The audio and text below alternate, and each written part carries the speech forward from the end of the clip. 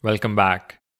Over the past two videos, we've run 5 different experiments to understand the role of libuvi's thread pool when executing async methods like readFile and pbkdf2. In this video, I want to stay on the same topic of libuvi and async methods, but highlight a different point. And I'll do that with our next experiment. For experiment 6, we're going to use a different async method. This time, one that involves the network I/O.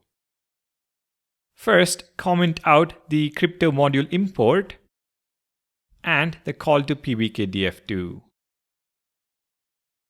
Comment out the thread pool size as well. Instead, import the HTTPS module.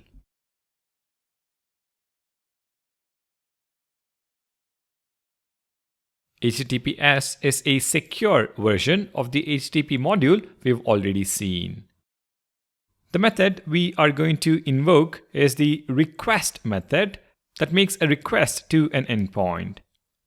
Let me copy-paste the code to save us some time.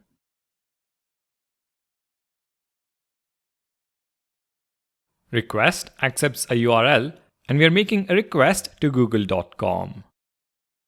The second argument is a callback function which gets access to the response. We can add listeners to the data and end events. Within the end event listener, we are going to log the time taken for the request. Very similar to what we were doing with pbkdf2. Finally, we end the request. And this call to request is placed inside the for loop. Let's now run this code with different values of max calls. Let's start with 1.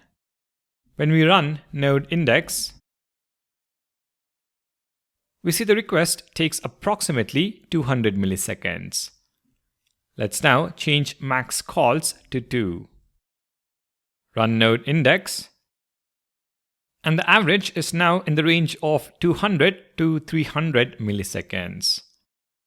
Let's now change max calls to 4. Rerun node index, and the average again lies in the range of 200 to 300 milliseconds. Let's bump it up to 6. And 6, if you can recollect, is larger than the default thread pool size. Run the code. And we see the average is still between 200 and 300 milliseconds. Finally, let's change max calls to 12. Rerun. And surprisingly, the average is still between 200 and 300 milliseconds. Based on this experiment, we can infer the following 2 points. First, although both crypto.pbkdf2 and https.request are asynchronous, https.request method does not seem to use the thread pool. We can infer this by noticing that the average time remains the same for 1 request or 6 requests or even 12 requests. If thread pool was involved, we should have seen a larger average time for more than 4 requests, which we did not. Second, https.request does not seem to be affected by the number of CPU cores either. Even when running 12 requests at a time, the average time was the same as running 1 request. Hopefully, this makes sense.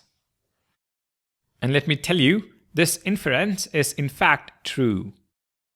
https.request is a network input-output operation and not a CPU-bound operation. It does not use the thread pool. libuvi instead delegates the work to the operating system kernel, and whenever possible, it will poll the kernel and see if the request has completed.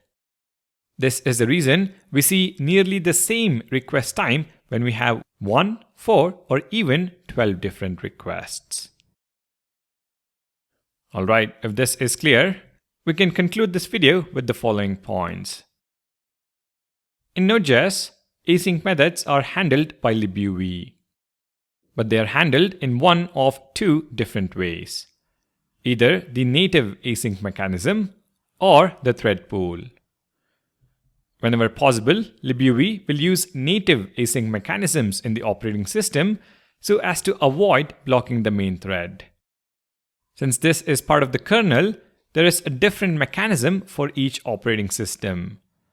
We have epoll for Linux, KQ for Mac OS, and IO completion port on Windows. Relying on native async mechanisms makes Node scalable, as the only limitation is the operating system kernel. Example of this is a network IO operation. On the other hand, if there is no native async support and the task is file I/O or CPU intensive, libuv uses the thread pool to avoid blocking the main thread. Although the thread pool preserves asynchronicity with respect to Node's main thread, it can still become a bottleneck if all threads are busy. I hope you now have a clear understanding of how async methods are handled under the hood in Node.js. Thank you for watching. Please do consider subscribing to the channel, and I'll see you in the next one.